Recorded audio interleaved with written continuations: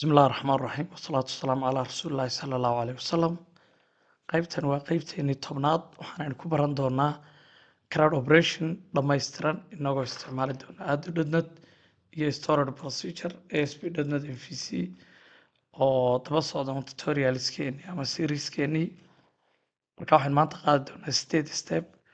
stepka koowaad waxaynu samayn doonaa marka hore table baynu ku samaysan doonaa databasekeena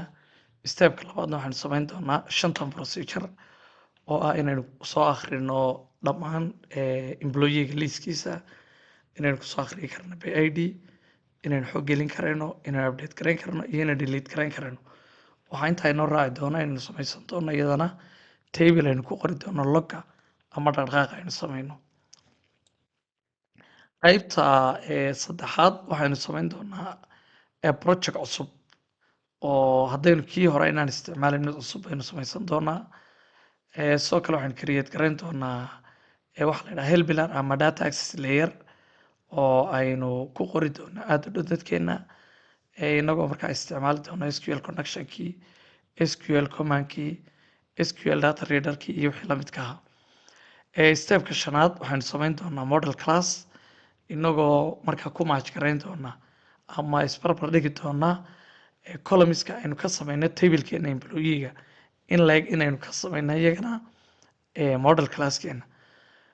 qaybta lixaad ama stepka lixaad waxaynu samayn doonaa controller inoo gaara kaasoo aynu ka samayn doono markaa indexkii createkii editkii oo updateka inoo ah iyo deletekii iyo stepka toddobaad oo u dambeeya oo noqonaya inaynu markaa viewgi samayno markaa step 8 wuxuu noqon doonaa inaynu projectka ka shaqaysiino markaynu intaa markaa insha allah si aynu u samayno waxaynu ka bilaabi doonaa markaa inaynu databaseka ka bilowno marka hore waxaynu soo kicin doonaa visual studioheena maadaama ay waxoogay waqtiga nagu qaadanayso korarka horaan noogu sii diyaariyay queryada marka hore waxaynu samayn doonaa tablekeenii kadibna waxaynu soo akhri doonaa tablekeena intaa kadibna waxaynu samaysan doonaa labada table midna uu yahay table employeega ka kale uu yahay tableka logga aynu gelin doono xogaha aynu delete karayno ama kuwa aynu update karayno si aynu u ogaan karno xogtii hore ee laga update gareeyey iyo xogta dambe ee loo geliyey iyo user id ama employee id-ga xogtiisa la update gareeyey markay labada table samaysano waxaan markaa proceduradii u samayn doonaa mid mid ka waa ka aynu xogta kusoo akhriyi doono kanna waa ka xogta aynu ku akhriyi doono iyadoo by id-ya kan kale waxaan ku samayn doonaa xogtii cusbayd ayaynu gelin doonaa sidoo kale waxaynu u isticmaali doonaa haddii aynu samaynaa update marka isagana ilaa halkan uu soconayaa marka updateku waxaynu soo akhrinay marka hore waxaynu samaynay xogta aynu kasoo gelinayno xagga keyboardka updateka tii cusbayd marka haddana waxaynu declare garaynay variables aynu ugu talagalnay inaynu ku kaydino xogtii hore ee databaseka marka waxaynu check garaynay validate garaynay haddii uu jiro employee id-gani hadduu markaa jiro waxaynu soo akhriyi doonaa xogtii hore ee marka hore save garaysnayd ka hor intayna update garayn markaynu xogtii soo akhrino kadib waxaynu bilaabi doonaa inaynu update garayno dabeedna xogta aynu update garaynay waxaynu gelin doonaa tablekeeni log ahaa waxaynu gelin doonaa xogta ka hor intayna update garaynay say ahayd oo ah tusaale ahaan magacii hore intaasuu ahaa maxaa la yidhaahdaa last namekii hore saasuu ahaa kii hore saasuu ahaa saasaynu u wadi doonaa waayo kii aynu updateku waa kan inoo geliya tablekeena table employeega sidaa awgeed highlight baynu saaraynaa kadib waxaan leenahay execute hadda waxay noo samaysmay isagana store procedure-keenii update-ka waxay nagu hadhay kii delete-ka isna sidaasi leeg ayaynu isagana u samaynay inaan logankiisa capture garayno xogta aynu masaxnay ka hor inta aynaan masixin marka aynu masaxno haddii loo baahday dib loo eego xogtii la masaxay waynu arki karana iyadana markaynu intaas samayno hadda waxaynu soo kicin doonaa marka SQL-keenii maxaan ka wadaa visual studio-heenii inaynu nidhaahno visual studio kadib markaynu soo kicino waxaan leenahay create new project dabadeedna waxaynu dooran doonaa ASP.NET Web Application.NET Framework kadib waxaan leenahay next dabadeedna projectkeena magac baynu bixin doonaa tusaale ahaan inaynu nidhaahno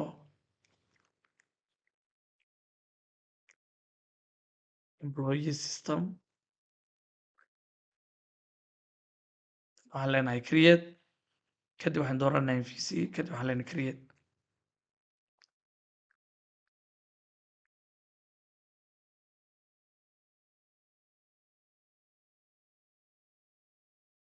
marka uu projectkeenu saa inoogu samaysmo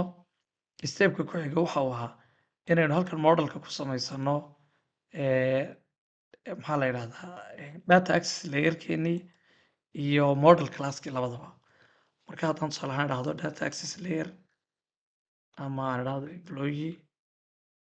data access layer oo ah class waxaynu kusoo dari doonaa name spaceska u baahnayn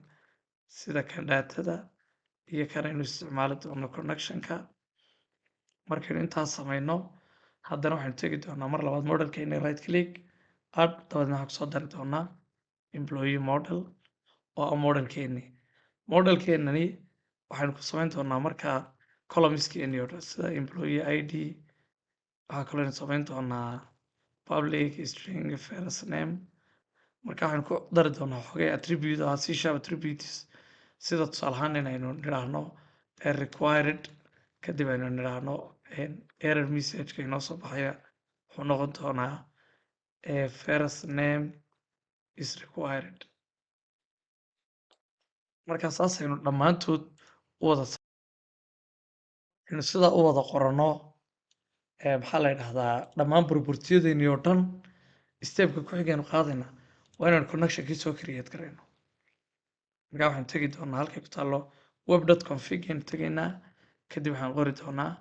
connection string kadib waxaan leenahay add name waxaynu nidhaahno default connection kadib waxaan odhan doonaa serverkeena magaciisa waxaan leenahay connection string serverka magaciisa aynu qori doonaa waxaan qori doonaa database-keenii oo inoo ahaa personal db waxaan qori doonaa markaa maadaama loo keliya waxaan leenahay integrated security true kadib waxaan qori doonaa namespaceka connectionka inooga shaqaysiinaya intaa markaynu samayno waxaanu qaadan doonaa magaca connectionkeena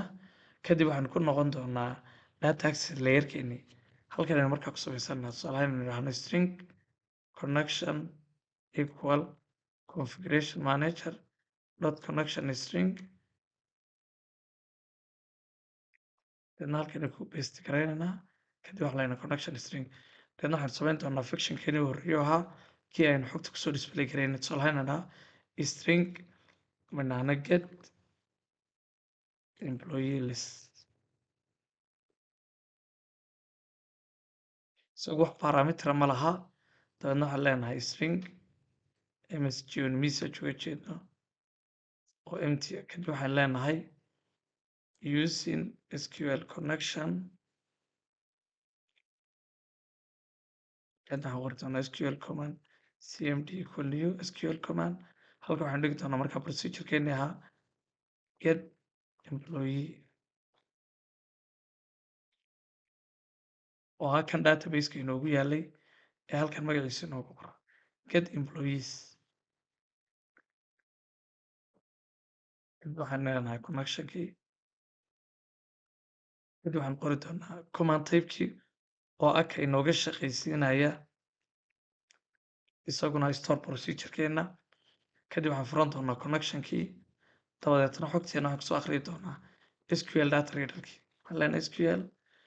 data reader dr cmd execute reader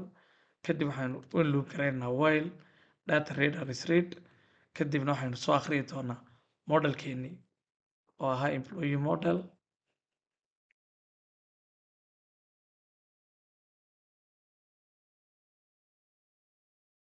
intaa markaynu qorro halkan aynu ku loop garaynaa ka koowaad baynu soo qorna waxaan leenahay model dot employee id hadaynu u baahanay inaynu soo bandhigno employee id equal convert dot to integer kadib waxaan leenahay datadiina waxay noo sii dr-ka deedna halkan aynu ku qornaa employee id kii labaad baynu qoranaa waxaan leenahay model dot first name equal waxaan leenahay dr first name dot to string markaa saasaynu wadaynaa. waxaan qoranaa last namekii, halkan waxaan ku bedelnaa last name, leenahay genderkii, halkana gender inoogu bedel, addresskii, address ku bedel, emailkii, halkana email noogu bedel, iyo mobile code bay leenahay model.mobile equal isaga maadaama uu ahaa begin teacher waxaan leenahay convert.to double, dabeedna waxaan leenahay dr, kadibna waxaan leenahay mobile. error baa soo noqday, wuxuu leeyahay data typekeenani waa long, saa awgeed waynaan xaggana long nidhaahno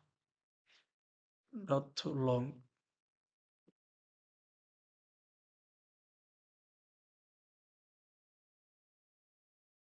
teacher 64 bit. intaa markaynu samayno waxaynu u baahannahay xogtan inaynu list ku qaado, maadaama aynu nidho variableka koowaad wuxuu soo akhriyaa magaca koowaad, qofka koowaad ama rowga koowaad xogtiisa oo dhammaystiran waa inaynu list ku akrinaa. marka halkii aynu stringa nidhi xaggan data type waxaan kusoo akhriyi doonaa list, waxaan isticmaali doonaa employee model, halkan waxaan ku samaysan doonaa marka list kale. waxaan leenahay lst equal new list. intaa markaynu samaysano kadib halkan hoose waxaan leenahay lst.add model, xogtiimka waxay noo sidaa listiga, kadibna waxaynu leenahay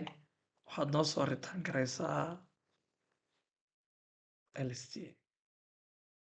koowaad waynu dhamaynaa, fakshikii koowaad baynu dhamaynay ee xogta lasoo akhriyay. ka labaad kanaynu koobiyeysanaynaa, dabadeedna halkaynu dhiganaynaa, waxaynu u bixinaynaa isagana get employee list by id, dabeedna isagu wuxuu dheer yahay kan inaynu halkan hal parameter ku qorno cmd.parameters add with value, kadibna aynu nahno employee id, xogtiisana waxaan kasoo akhri doonaa xaggan parameterkeena waxaan leenahay employee model tusaalahaan md, kadib waxaan leenahay md.employee id. intaa markaynu samayno iyadana xogtaasina halkaas inoogu dhammaystiranta. waxaa inoo hadhay updatekii iyo insertionkii inaynu samayno. waxaan leenahay create, sorry, waxaan leenahay public void insert employee detail, dabadeedna waxaan qoranaa modelkeenii, kadib waynu waxaan leenahay haddii modelkeenu u maran yahay waxaad noo soo celisaa tusaale ahaan aynu idhaahno invalid values. haddii kale marka halkaynu ku bilaabin waxaan leenahay use sql connectionkeenii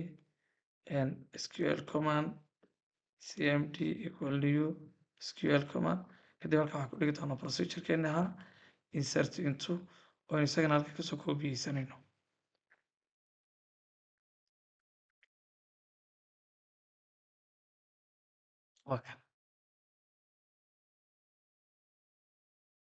isagana halka kasoo koobiyeysanayna, kadib waxaan leenahay connectionka of cmd.command type.store procedure, kadib waxaan qori doonaa parameteradii xogta inoo sii, tusaale ahaan inaynu idhaahno ka koowaad oo ah maxaa la idhaha first namekii, first nameka waxaan kasoo akhriyaynaa baan leenahay model.first name, waa kan modelkan inoo sidaya isaga markaa kusoo akhriyana. inta kalena saasaynu markaa u badinaynaa oon magaca ugu kala bedbedelaynaa.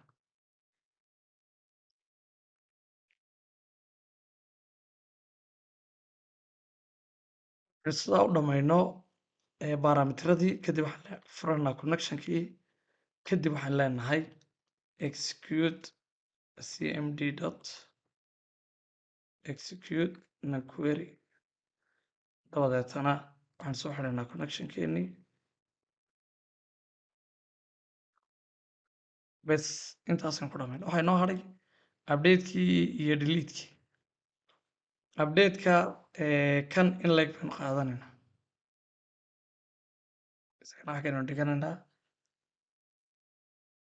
laakiin waxaan ku darsanaa isagana cmd dot parameters add with value oo employee id-gii aynu hadhow isticmaalno where condition-kii isagana waxaan leenahay model dot employee id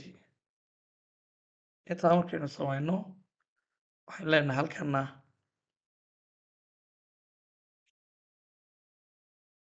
update employee detail kana isagana saasaynu dhamaysanay waxaan ugu hadho keliya ta delete-kii waxaan leenahay public void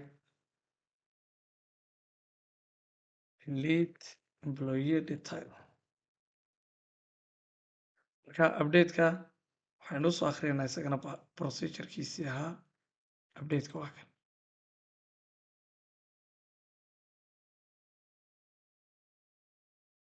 delete-ka qura inugu hadhay delete-ka waxaan leenahay using sql connection-kii dabadeed waxaan samayn doonaa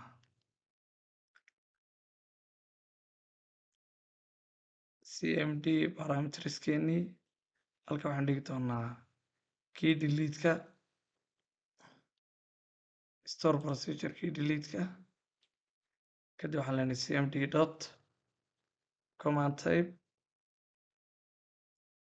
equal command type dot store procedure isagu wuxuu leeyahay hal parameter oo ah inaynu ku akhrino employee id-gii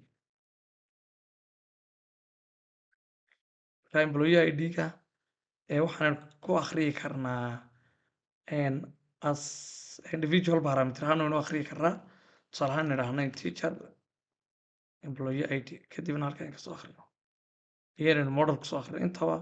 ikhtiyaar baynu leenahay kaynu doonaynu samaynayno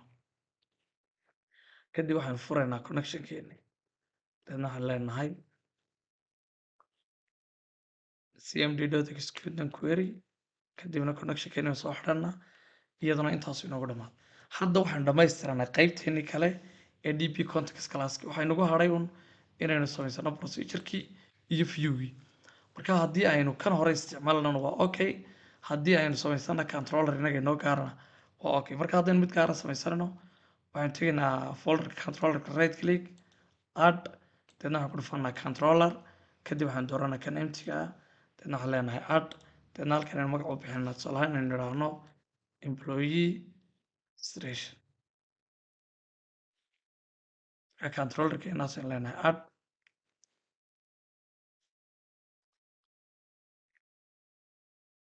marka saa inoogu samaysba controllerkeenii waxaynu hadda bilaabaynaa qaybtii koowaad oo ah inaynu xog kasoo akhriyi karno tusaale ahaan inaynu nidhaahno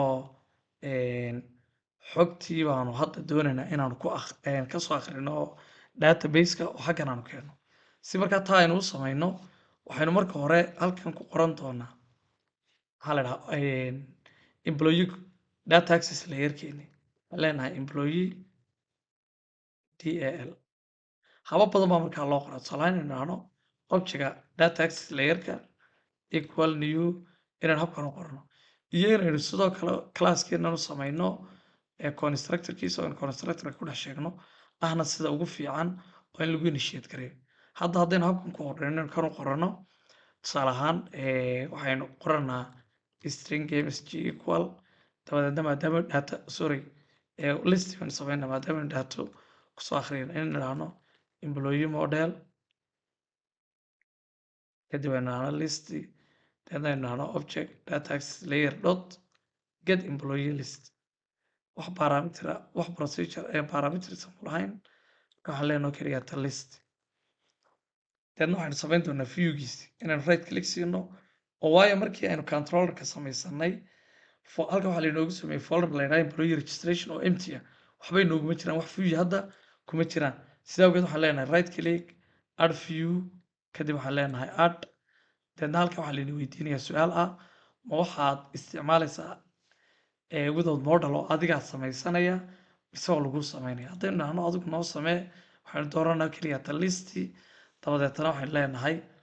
modelkeena noo soo daro modelkeenu waa employee model oo kii inoogu jira property kadibna waxaan leenahay add laynoo sameynaya markaa isagoo scaffolding waa kan laynoo sameeyey hadda tablekeenii iyo wixii oo dhan haddaynu hadda soo akhrino dee data ma jirto datadu waa empty oo wuu maran yahay oo salaan haddaan imika nidhaahno maxaa la dhaha without debugging noogu soo kici pageki sana laynoogu qoraya marka wixii aad doonayso aynu ka bedeli karnaa wixii aan doonayno ayaynu halka ka bedeli karaynaa saa noogu soo baxo hadda waa empty createkii nooma samaysna haddaynu batakan hadda nidhaahno tusaale ahaan click create haddaan nidhaa waxayna geenayaa create maran sidaa ogeed waa inaynu soo samaynaa createkiina marka waa stepkii labaad waxaan leeyahay right click go to controllerkii baan ku noqonaynaa kadibna waxaynu soo sameynaynaa action message kale waxaan leenahay public action result create laakiin createka waxaynu samayn doonaa laba hab waxaynu samayn doonaa isaga laba masal buu yeelanayaa oo ah getkii iyo postkii marka kan koowaad xagga sare waxaan ka dhigi doonaa http get kan kale waxaan ka dhigi doonaa http post public action result kadib waxaan qori doonaa modelkeena waxaan leenahay ku view gare isagana maxaa la yidhahdaa viewga ku ritaan gare viewga marka waan validate garayna if baan leenahay model state is valid haddii model statekan xogta laga soo akhriyayo uu yahay mid jira marka xogta nooga soo akhri baan leenahay marka waxaan leenahay waxaan u yeedhaynaa tablekeenii maxaa la yidhahdaa objectkeenii oo haddaynu doonayno message oo kala qorno tusaale ahaan string msg equal inaynu nidhaahno kadibna waxaan leenahay object data access layer dot insert employee details kadib modelka noogu akhri laakiin su-aal baa imanayso modelkeenu hadda muu ahayn maxaa la dhahay string muu ahayn waayo wuxuu ahaa void maadaama void ahaa oo aanu return noo sameynaynin waxaynu doonayna inaynu message halkan ku samaysano ama inaynu integer oo kale nidhaahno ama inaynu something else tusaale ahaan inaynu nidhaahno integer msg oo aynu nidhaahno data accesska voidka ka bedelo integer nooga dhig ama inaynu nidhaahno stringkayga noo daa marka waxaynu leenahay right click waxaa layna go to definition waxaa layna geenayaa halkii uu yaalay functionkeenii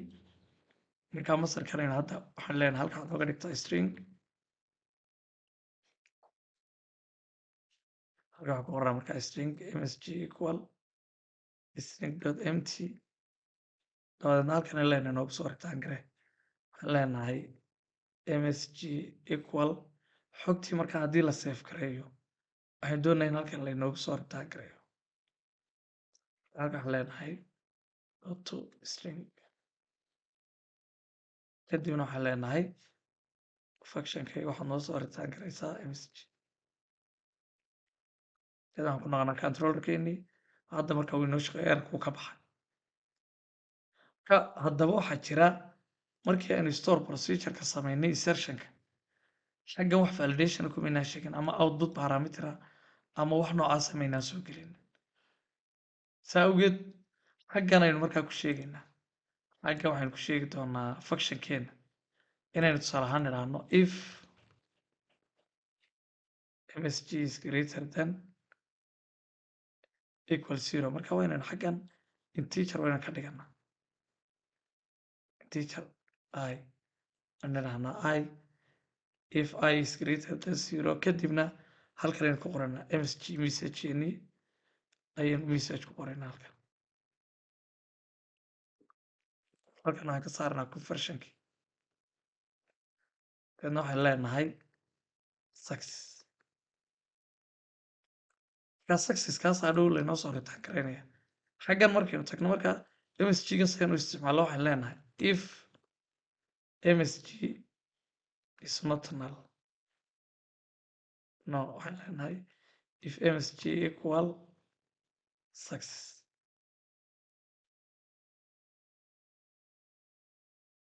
hadduu yidhahdo success maxaynu samaynaa marka waa inaynu haddaba qoraal qoraa waxaan leenahay viewback dot ama waxaan leenahay okay viewback dot message equal you have successfully saved. kadib waxaan leenahay return redirect to action deedna halkan ku sheegna waxaad nageysaa markaa indexkii oo isla controllerkana repeat maaha return redirect to action okay dabadeedna waxaan samayn doonaa viewgeeni waxaan samayn doonaa viewga right click add view bayn leenahay add bayn leenahay kadibna waxaan ku dhufanaa halka ku taala create haddii aynu markaa isticmaalayno modelkii waxaan dooranaa un modelkeenii isaga inoo samaynaya viewgiisana waatano haddana viewgii baa laynoo dhamaystiray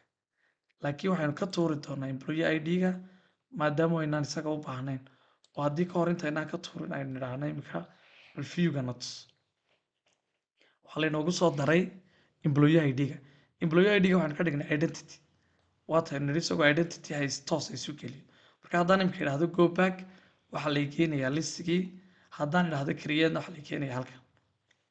marka intaa marka laynoo sameeyo hadda ka weyn ka tuurayn oo uma baahnin isaga dabeedna waxaan leenahay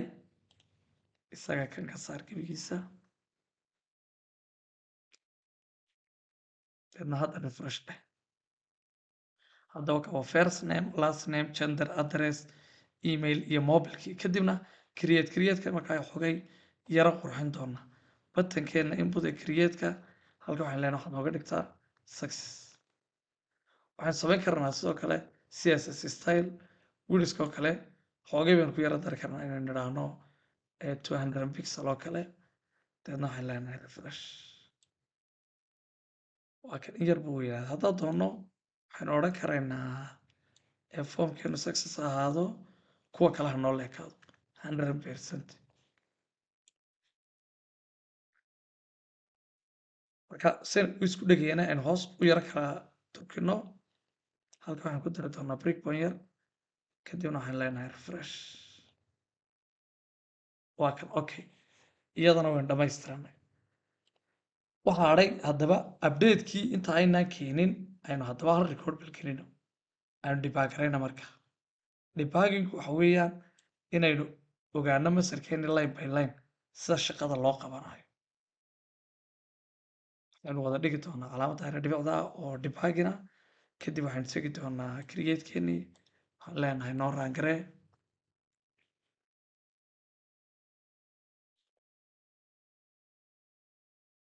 marka kadib halkan aynu xog gelinayna imika kasoo qaadin aan dhahdo khadar last name-ka maxamed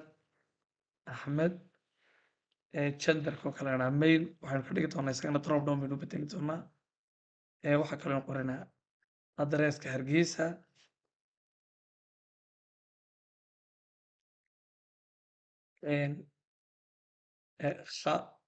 at example.com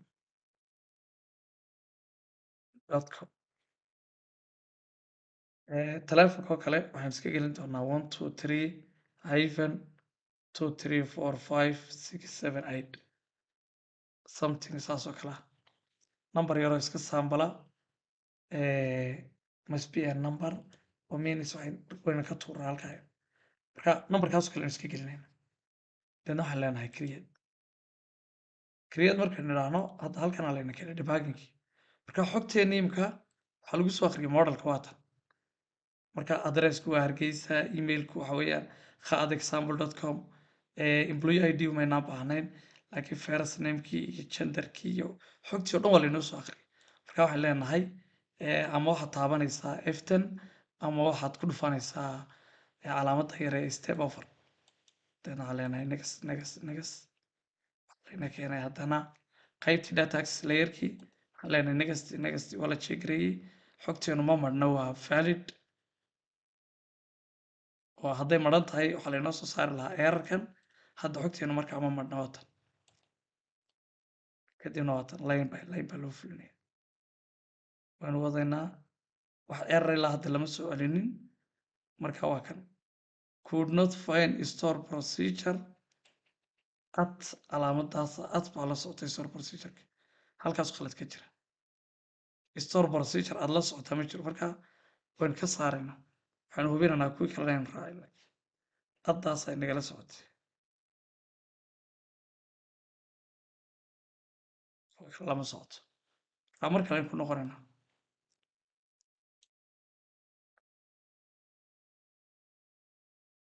lena expand markale aynu ku celinaynaa kasoo qaad khadar maxamed axmed mail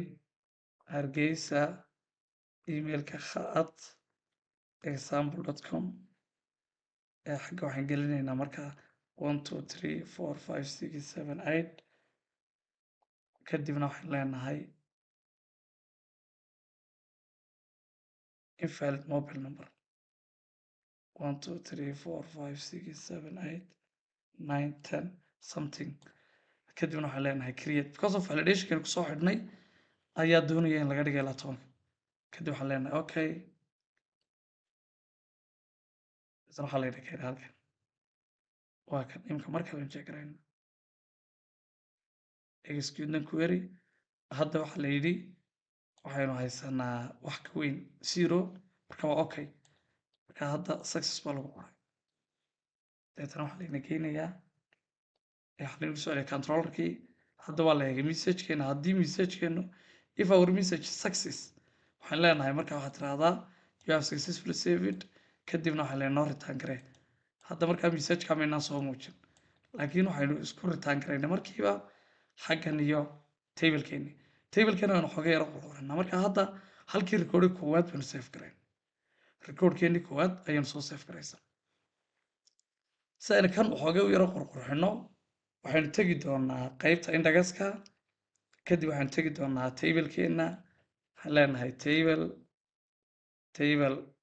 condensed adhahdo table strip table column haddana waxaan tegi doonaa qaybtan trkeena koowaad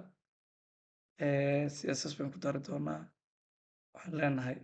bg dark ama bg primary fartan waxaan leenahay text white fartana noo caddee kadib waxaan ku noqonaynaa aytena refresh waa kan pagekeena yarsan u noqday hoover baynu samayn karnaa waxaan doonaa samayn karnaa waxaynu imikana samayn doonaa updateki inaynu batanka ku dhufanno ama detailka oo kale inaynu batanka ku dhufanno kadibna layna keenay editka markaa masarkan editka imikana soo samayn doono si aynu markaa masarkan editka isagana u samayno mar kale waxaynu ku noqonnaa controllerkeenii dabadeedna xagga waxaan leenahay isagana public action result edit dabadeedna sidii oo kale aynu isagana u samaynaynaa http get xaggana waxaynu ku samayn doonaa postkii oo ah kii updateki labada function ba halkan aynu israacinaynaa marka editka iyo updateka marka editku waxay kan iskaga mid yihiin qaybo fara badan tusaale ahaan inaynu nidhaahno qaybtan oo kale haddii update uu dhaco noo sameeyo kale inaynu nidhaahno tusaale ahaan waxaan odhanaynaa if model state dot is valid markaynu validate garayno waxaan leenahay tusaale ahaan string isagana sidii kii oo kale aynu string kasoo dhigi doono haddaynu doonana horeynu ka bilaabina inaynu nidhaahno object data access layer dot update details kadib model then waxaan leenahay return redirected to index laakiin wax validationa kan kumaynaan samayn wax validationa sidii kii kumaynaan samayn hadduu error soo baxo error noo samee just hadduu kani valid yahay baynu nidhi nagu celi ritaankaygii xaggana haddaba waxoogay qoraal u baahanaysa laba shaqaa la qabanaya kan waxaynu leenahay object data access layer dot get employee by id isagana markaa xaggan model baynu kusoo akhriyayna maadaamuu kana model yahay kana uu model noqonayo labadan waa inaynu kala dunaa marka kan modelkiisa iyo kan waayo hadhow error baa iman doona si aanu errorkaasi u noqonin ka waxaan leenahay get aynu raacin doona hadana waxaan leenahay employee model md deedna halkan aynu leenahay wax kusoo akhridaa md model classkeeni kadibna xogta iyada waxaad noogu review garaysaa list waxaad noogu akhri doontaa model classki marka waxaan leenahay employee model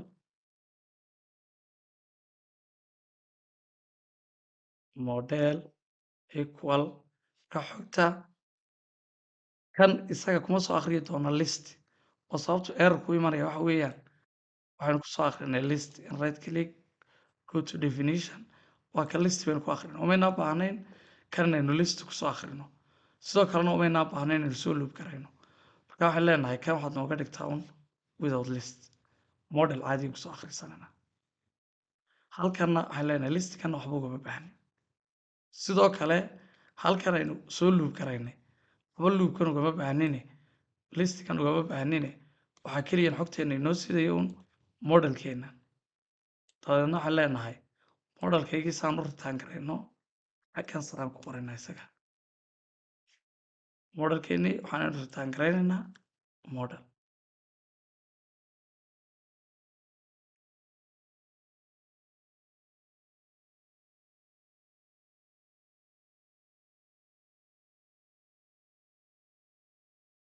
md muxuu yidhi halkan the name model does not exist in the current context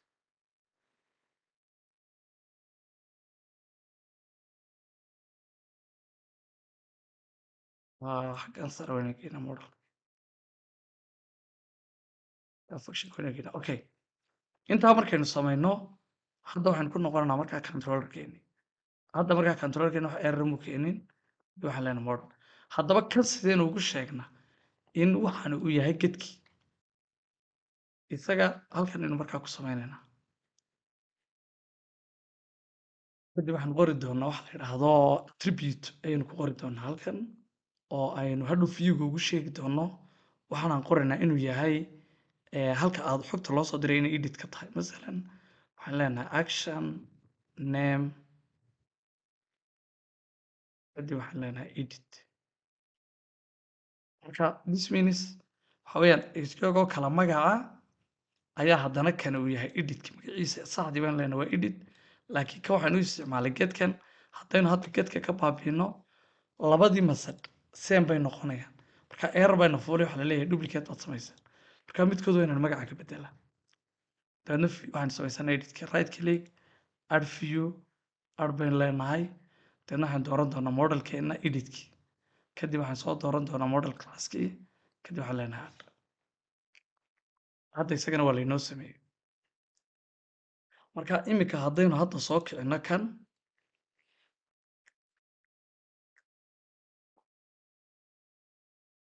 markaynu listigeena soo akhrino ama indexkeena aynu soo list garayno employee listkii haddaan hadda edit ku dhufanno waxaa layna keenaya editka xogtiina oo lagu soo akhriya waayo labadii masad labadii function xogtii noo akhriyay waxaan ku qoray edit get http getka iyo edit http boska marka hadda haddaan idhahdo edit procedurekeena sp get employee has no parameter halkan akhrad ka jira kan aynu u yeedhanay ayaynaan bedelin markii marka procedureka waynu soo bedelaa waxaa leeyahay procedurekan ma laha wax parameter innaguna waxaan doonaa kan inaan ka shaqaysino kanaynu doonayna inaan ka shaqaysino marka kanaynu ku ilownay imika waan ka bedelaynaa procedurekeenu baynu bedelaynaa kan waa kii parameterka inoo lahaa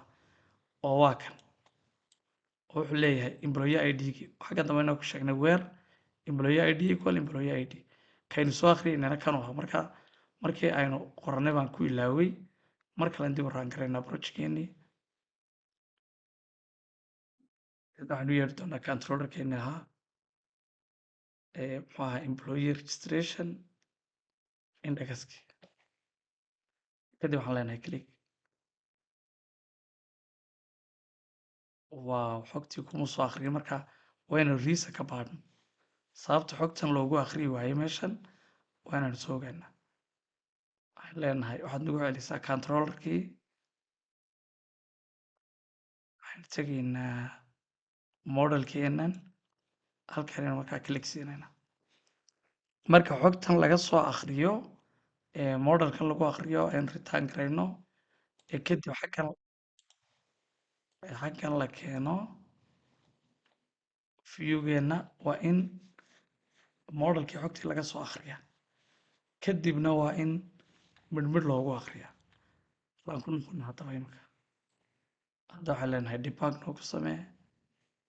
dabadeedna waxaan leenahay indexka noo soo kici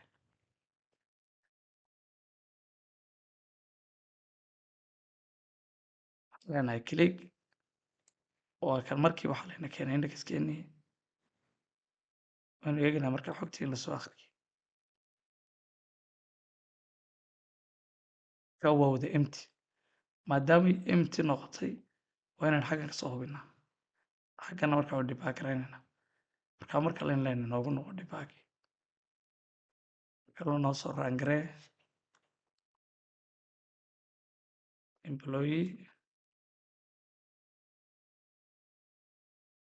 hadda add kadib waxaa leenahay next kadib xaggaynan kasoo eeganaa marka wax khaldan xaggaynan kasoo ogaanaa marka waa kan employee id baan lasoo akhriyay waayo waxaa la yidhi employee id-ga ayaa empty ah khaladka aynu samaynay baa ah markaynu indexka joognay inaynaan halkan ka qaadin commonkii marka editku waxaan leenahay parameterka inoo sida waa kan item dot employee id waa inaynu parameterka xogtii waa inaynu diraa markaynu click siino waa inuu indexkeenu uu xogtii u diraa waa inuu butankeenan xogtii u diraa maxaa la yidhaha masarkii kale viewgii editka hadda click markaa siiyo waa kan imka xogtii waa lay wadaysaa ilaa employee id-gii waa kan weli waa empty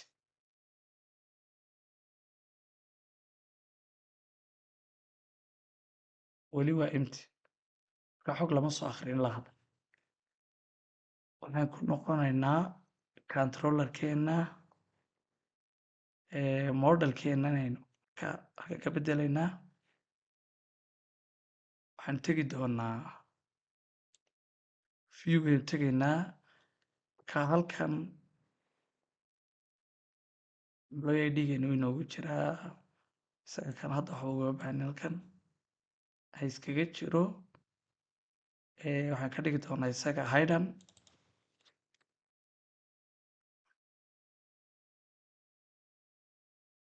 validationkani waxaan kale waxba ugama baahan sidoo kale levelkan waxba ugama baahan maadaama aynu kaa qarinay laakiin waxaan doonaynaa in xogtii url-ka lagu qoray aynu ka soo akhrino marka url-ka xogta marka laga soo akhriyo inagu hadda url-kan xogta ka qabanayna anna waxaan ka doonay modelka marka tana khalada kan marka waxba ugama baahan waan baabiinaynaa http gedkan waan iska baabiinaa waayo xogta waxaynu kasoo akhrisanaynay id-gan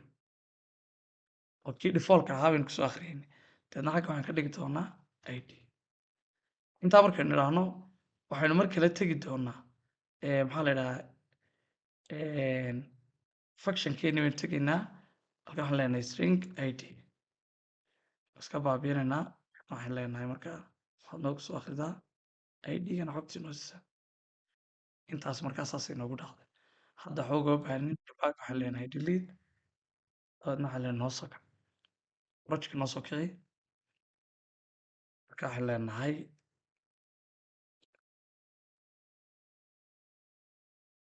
waa kan hadda xogtii oo dhan waa laynoo soo wada akhriyay ilaa employee id-ga waynu sidaa marka haddaynu update imika ku samayno tusaale ahaan oon emailka oo kalenu bedelaynaa waxaan ka dhigaynaa ka soo qaad maxamed numberkan oo kale waynu bedelaynaa 09855666 something wax noocaasaan ka dhigayna ama zeroga ka daacan leenahay 9988888 any number waa number aan jirin aynu iska gashana markaynu saan idhaahno magacoo kale waynu bedeli karnaa tusaale ahaan haddaan idhaahdo cabdilqaadir maxamed axmed dabadeedna waxaan leenahay halkan safeka update baynu ku bedela hadhow waxaan leenahay update waa kan waxaa lainoogu bedela cabdilqaadir emailki waxaa lagu bedelay maxamed, taleefankina waa lainoo bedelay. waxaa hadhay deletekii iyo detailkii. marka detailka haddaynu ku horeyno masarkii detailka inoo hadhay inaynu isagana sameyno. masarka detailka haddaba isaga saynu sameynayna waxaan ku noqon doonaa controllerkeenii aynu leenahay isagana public action result details. dabna detailskiisna wuxuu u baahan yahay id. markaynu soo akhrino sidii maxaa la yidhaahdaa editka oo kale ayaynu kusoo akhriyi doonaa modelka intii le. kadibna waxaan leenahay return view model. halkan aydaa smola waxaan leenahay id. waxaa diidaya kani integer to string hagana ka dhigana string. kadib maadaama detail yahay right click add baynu leenahay. kadib waxaan ku dhufanaa detail ku taalo waxaan soo dooranaa modelkeenii dadna waxaan leenahay no create gare. hadda haddaynu indexkeeni mar kale ku noqon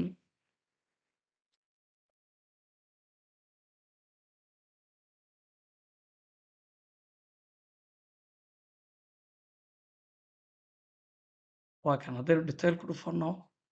isagana waa laynoo soo akhriya mar kale. laakiin error baa dhacay. employee id-ga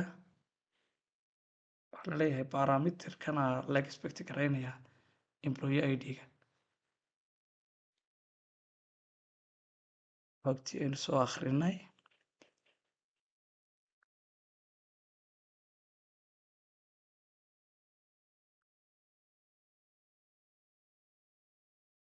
labada xogood waa same id-gan waxba soo akhriyeynin waxbaynu hubinayna. tegaynaa controlkii waxaan tegaynaa modelkeenan. kadib waxaynu leenahay viewga noo soo okay isagana waa kan bartan isna error ka jira halkan isagana maran. marka action linkigan ayaynu isagana leenahay wax kusoo akhridaa employee id kumankaynu ka qaadan. waa kii labaad. marka waxaa inoo hadhay deleteko keliya. batamadan haddaynu doonno inaynu u sameyno halkan waxaan leenahay coma waxaan leenahay halkan aynu leenahay coma at plus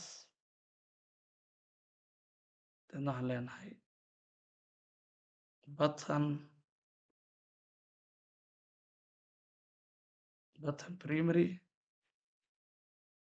kanna waxaynu u bixinaynaa isagana at class. isagana waxaan leenahay button maadaama detail yahay detailkii aan ka nidhaahno warning waa update. kana aan nidhaahno primary kana waa iska sii samaysana marka oo aan delete. waxaan leenahay employee id isagana waxaan leenahay class button danger. waa eegayna inay noo shaqeeyaan in kale.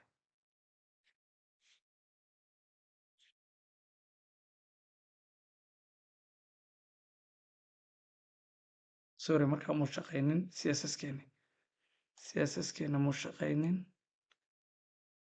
intan waan garaynayna xaggan coma new midkana xagga ku samaysan kanaan eegayna inay noo shaqeeyo.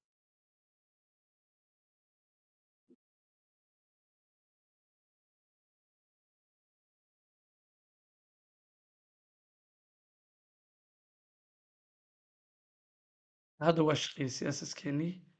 marka kuwa kalena saas kale ugu daro.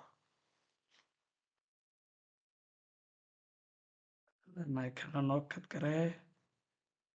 xaggan aynu leenahay coma new curly bracket inta ku paste garee kana noo soo kad garee isagana sidoo kale waxaa tirahda coma new curly bracket at class sorry best unde way haddan project soo kicinay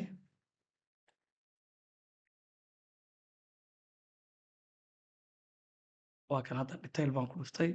waa tan xogti employee ID-gu waa one magacu waa cabdilqaadir last name-ku waa kan mailkii wixii oo dhan haddaan hadda idhaahdo back to list waxaa la geenayaa listkayga maxaa haro qura delete-kii inaynu samayno hadduu adiga arkay ID-gina waa laynoo soo raacina markaa delete-kii oo keliya ayaa haray saynu delete-ka haddaba u samaynaa isagana isaga waxaynu samaynaa hal masado keliyata oo aynu leenahay isagana public action result delete hadda isagana parameterkii baynu isticmaalaynaa waxaynu leenahay kan isaga waxa weeyaan object dot delete employee ID kadibna waxaan leenahay return redirect to action kadib waxaan lagu celisaa baan leenahay index laakiin hal validation baynu doonayna inaan u samayno haddaynu delete nilaa markaba inaanu delete iska odhanin waayo kan marka uu ina keeno marka la yimaado imka masarkan ee la delete gareeyo markaba in la noqdo marka waxaan leenahay laba option baynu haysanaa inaynu view ku keenno oo aynu viewga usoo marino iyo inaynu toos marka waxaan leenahay right click add kadib waxaan leenahay isagana delete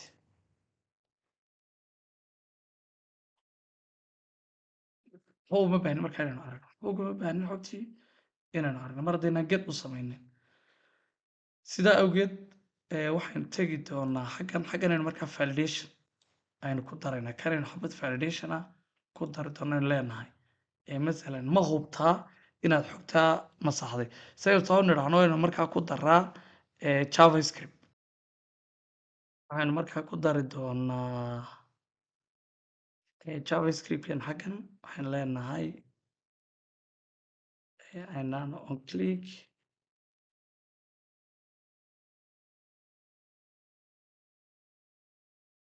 komadii koma space ku diidaya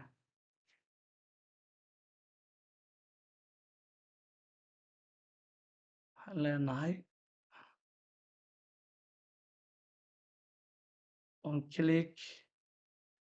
equal return convoy on click equal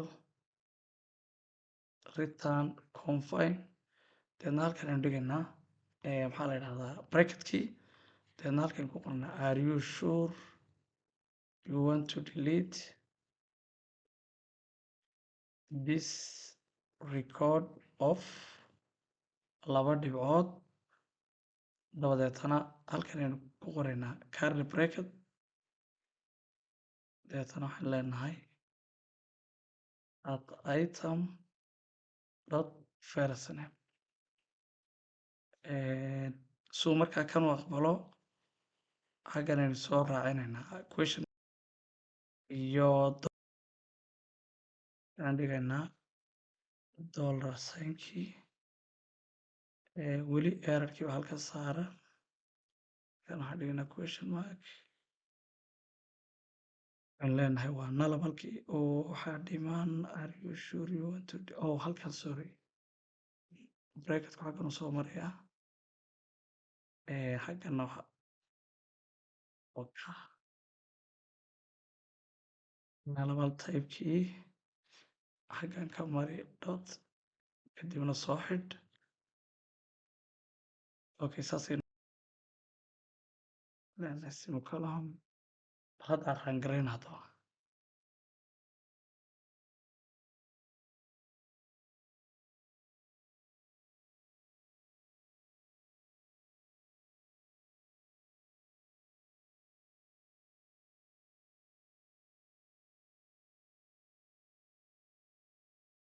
marka waxaan leenahay delete su-aasha marka la are you sure you want to delete this record of cabdiqaadir haddaan okay idhaahdo waa la delete garanaya haddaan cancel idhaan halkaygi baa lagu soo celinaya masalan haddaan idhaa click then delete okay waxaa leenahay keen halkan waxbaa khaldamay waxaa leeyahay expected parameter first name halkan ay wax ka khaldan yihiin store procedure aynu ku noqonaynaa waxaan tegaynaa qaybtii delete-ka waawe delete-keeni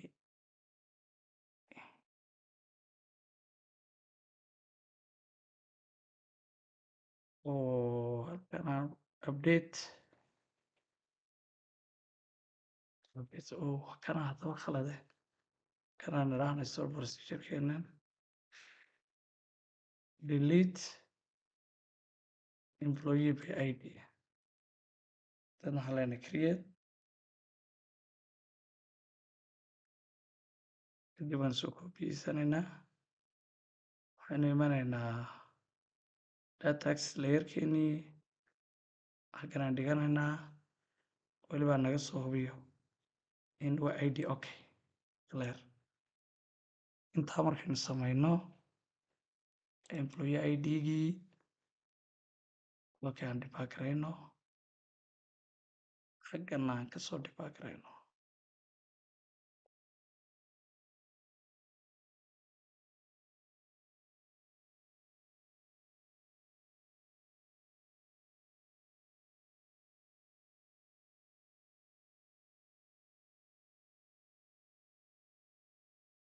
hadda waxaan leenahay delete okay xagganaa layna keenay marka id-ga hadda waa laynoo sidaa waxaan leenahay noo delete garee waxaa layna keenay functionkii marka hadda wuu shaqeeyey means hadda waa lasoo delete garay waa empty waxaynu markii samaysanay table la yidhaahdo aynu u bixinay table log aynu nidhi waxaynu xogtii aynu masaxnay ama tii aynu update garaynay wax ka bedelay ayaynu ku ogaanana bal isagana aynu tagno xaggan adhaahdo select start from table log haddaan eegna laba record waa kan waa update kana waa delete haddaynu eegno xogihii aynu masaxnay xogta ka hor intayna update garayn wuxuu ahaa magaco qadar maxamed axmed genderku wuxuu ahaa mail adressku wuxuu ahaa hargeysa emailkuna wuxuu ahaa kha@example.com markii aynu delete garaynay waxaynu delete garaynay cabdiqaadir oo aynu khadarka ku bedelay inta kale iskaga mid bay ahaayeen laakiin emailka isna ka duwanaa iyo sidoo kale taleefanka oo labada telefoon way kala duwan yihiin waxaa kaloo aynu aragnay primary keyga xogta lama saxeeda lahayd number 1 waa id1 marna waa waxaa update marna waxaa delete kana insha Allah casharka dambe sida loo baaro iyadana detailskan aynu usoo display garaynayno ayaynu ku qaadan doonaa video ku xiga kala socod wanaagsan. Assalaamu calaykum waraxmatullaahi tacaala